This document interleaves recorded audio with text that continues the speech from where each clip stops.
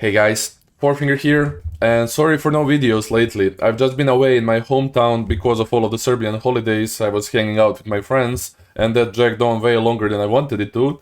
But with that being said, I'm back home now. I have some new build ideas I wanted to share with you guys. And just before we jump into a showcase and how the build works, I wanted to say that I've noticed a couple of you don't really know how to use Path of Building, so I was thinking of making a small guide tomorrow so you guys just get the basics, because I'm no longer gonna be making max roll or mobility guides. It just takes too long, and I'm such a lazy person. With Path of Building I can press like 3 buttons and I'm like, import the character, put the basics in, and I'm done. It's really simple to use, and you guys can use it for so many things, to improve your character, to gear, to make new like builds and stuff like that. I think it's a really great tool to use, and even though it's not perfect yet, it's at a great point right now for you to get into it.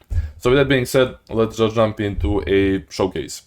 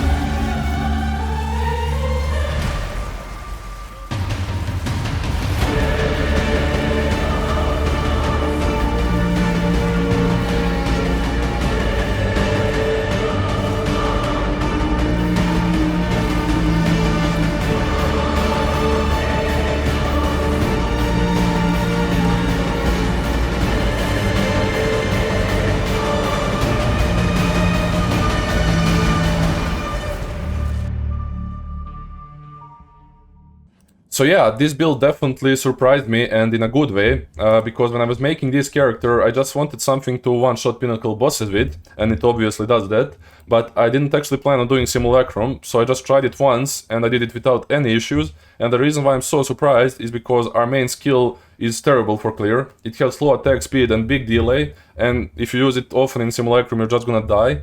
And that gets me to the second point. Even though this character is not too squishy, it's like 2k ES, 1.8k life, some evasion and block, and even some res from the Sun Splitter, it's definitely not on the tankier side of the thing. So when I actually did it with just using Stormlands, I was a little bit surprised, as you can tell.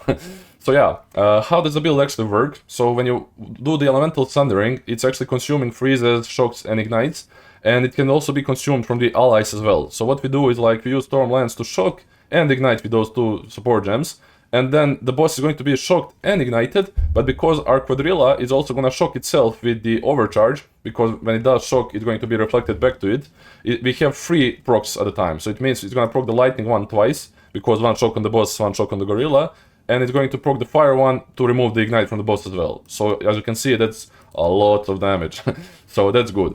And the reason I wanted to test around with scepters, I'm just trying to figure out if there's any scepter that can generally shock without scaling too much into minion damage, because you can consume up to 9 ailments. So if I could find some scepter that can shock without too much investment on the boss and proc this 9 times, I could probably, you know, one-shot, you know, 6-man Xesht without any issues. But I don't think that's going to be the case, because 6-man Pinnacle bosses have too much HP, and I don't know if there is any scepter that can reliably shock even with no damage, so I don't think that's gonna be possible, but yeah. So yeah, let's go to the clear. How does the clear work? Obviously, I don't want to use Lightning Spear, even though it would be way better. Lightning Spear can, with this tech, can clear like 3 screens away, but I'm just so done with the Lightning Spear, I just can't look at it anymore. And Storm Lance is actually cool, because the way it works, it shocks all the time. Then when it does shock, it procs Herald of Thunder. Herald of Thunder has a lot of cold damage and extra freeze buildup, so it's going to activate Cast on Freeze, which is then going to activate Voltaic Mark, which is going to proc lightning damage, which is going to shock again, activating the Herald of Thunder and keeping the loop going. Now, obviously, if you want to make this loop crazy, you will need to invest more into a meta skills gain increased energy, but honestly for my build it's more than enough. It takes like 2 or 3 hits from Herald of Thunder, it activates this, and it already does plenty of good clear, so that's kind of the concept for the clearing. You've already heard a single target, but yeah, this build can actually do it all, which is really surprising. So let's go into a full skill gem setup. So let's jump into our skill gem setup. And when it comes to Stormlands, as I've said before, if you want to farm Simulacrum, just remove Ignition and Fire Infusion and put Innervate, and I think it's called Perpetual Charge, the one that has 35% chance not to remove charges. Not sure if that's the name, but you get what I mean. Besides that, we are running Martial Tempo, and those two are here just to proc the Ignite on the boss, so we get more damage from the Sunder. We have Conduction, and we don't need this for bossing, this is mostly for clear, because most of our clear comes from Herald of Thunder and Voltaic Mark. We just want to make sure Herald procs as much as possible, so that's why this is here. You can also pick some support gem with more damage if you wanted to, it's not a big deal. Close combat, because we always place them close to ourselves, and mapping as well, and then Herald keeps chaining away, this is really decent, just more attack damage. Elemental Sundering has conk effect, more damage. This is 30% more critical damage bonus, and we have crazy amounts of crit damage bonus because of the Tangle Tongue and all of the scaling, so this is really nice. 25% more, 25% more, and 50% more because we are running the Deepest Tower. So pretty straightforward, just as much damage as we can possibly get. Infernal Cry is actually a huge boost on bosses, because I think uniques have 20 power, so it gives us 35% per 20 power, so it's like 4 times 35, it's 140% of damage, extra fire damage, so this is huge. On top of that, we get 15% more damage from the Premeditation, and then you get like 30% more from the Enraged Warcry, so this is just so much damage. And then we also get Rage from those two sources, so it also generates Rage on top, which can give you up to 30% more on top of all of this, so you get where the damage is coming from, hopefully. Quadrilla, like I said, just there to shock and to shock itself, so we can activate this like 3 times, like I said before. Really nice. Cast on Freeze and Herald of Thunder, not much to say. We run Voltaic Mark with the Reach and Magnified Effect, that makes it really big when it actually explodes. And then you have Overabundance, so you can have 2 up at a time. This helps a lot when you keep chaining them, like with mobs. And this is just to make it proc more often, because like I said, you can invest a lot more to make it crazy. I just don't think there's a need to it on my build. Herald of Thunder, Cold Infusion to make it like do more cold damage as we said before, Long Shot because it's usually somewhere further away from you, Ice Bite, Glaciation, and Embiter. This one can probably be replaced for something better. I don't have much damage as extra that's not cold, so it's like, if you have some Jewel, for example, that's like not extra cold, then this would be more useful. For now, it's just an okay support gem to have. And then classical stuff, Wind Dancer with Maim and Blind, and Ghost Dance with the Fast Forward and Precision. That's pretty much it when it comes to skill gems. Let's just go into the skill tree next. So when it comes to the skill tree, and more importantly Ascendancy choice, I suggest that you either pick Invoker or Gemling. And when it comes to Invoker, it's mainly because it's under my enemies, so you don't have to worry about scaling both Lightning and Fire Pen, because that would be too much of an investment. So you get this and you're good. And then you can also have an open amulet slot to get +3, but if you play Gemling, you would get that unique amulet that does the same thing like Sunder My Enemies, and then you get +2 from the Ascendancy, so it's kind of similar in what they bring. Only reason why I prefer Invoker more is because of the spirit that you get from the chest, I mean from the body armor, so this is mainly why I go Invoker, but I think Gemling can work just as fine. Besides that, you're running generally the normal tree, like everybody does on the right side, with the addition of the low life nodes because of the Deepest Tower. Besides that, it's just mostly getting as much crit as possible, getting a little bit of movement speed where you can on stuff like this, 2%, 3%, 4% here, just to make you move faster, and then you can get, on level 93, I can probably pick those two, you know, get a little bit more defenses and more movement speed. But yeah, with that being said, just a lot of crit, because Tangle Tongue is going to double the crit damage bonus. You're also going to get a 24% in sockets to boost it even further. Then, like I said before, we have Overextend, and that's just so much crit damage bonus. Like, I think my Elemental Sundering has like 864, and I think this is before doubling of the Tangle Tongue, so yeah, you get the idea. So this is pretty much it. The 3, I'll also like put in the jewels, mostly like I have to get a lot better jewels right now. It's just crit and crit damage bonus, nothing crazy. I'll probably invest a little bit more. And yeah, that's pretty much it. You'll see the whole build guide in the description, so go and check it out. Let's go to the gear next. So when it comes to our gear, it's pretty straightforward. We are running Tangle Tongue to reach 100% crit relatively easily, and on top of it, you get so much critical damage bonus from this spear, it's kind of insane. And then you combine that with the Deepest Tower, which is giving us 240% increased damage, and also making our hits lucky, which is like basically rolling twice and picking the higher value. And then also adding the Execute on top is just so much damage. And then only thing that's missing from this equation is flat, because this spear doesn't have much flat, you do that on the rings.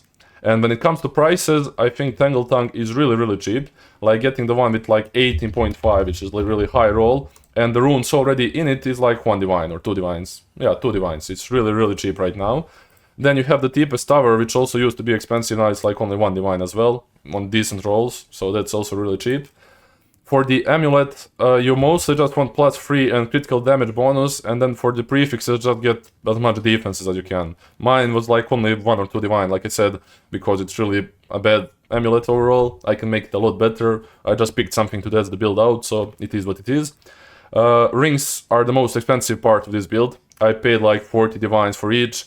Obviously you can get worse rings, like you don't have to get the best ones, but you won't be able to quite one-shot the boss without decent rings, so keep that in mind.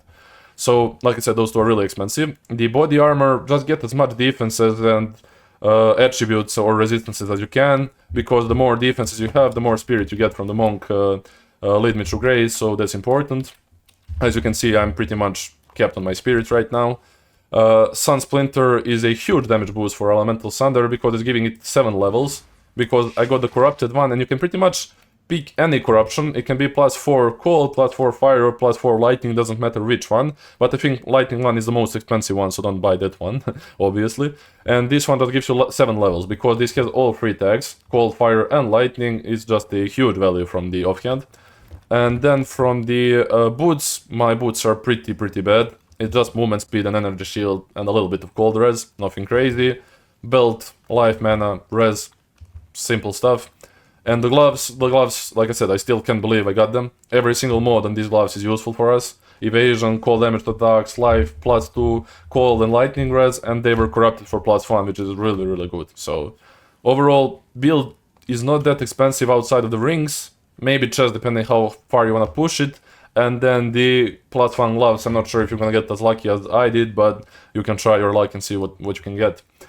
With that being said, I think that's pretty much it for the main gear. I was also thinking of implementing some offset. I don't have anything in my offhand right now. I might play around with this and maybe put something in the update, but for now I think I'm happy with what I have. I'm already one-shotting bosses, not sure how much more I want to push it, but you get the idea.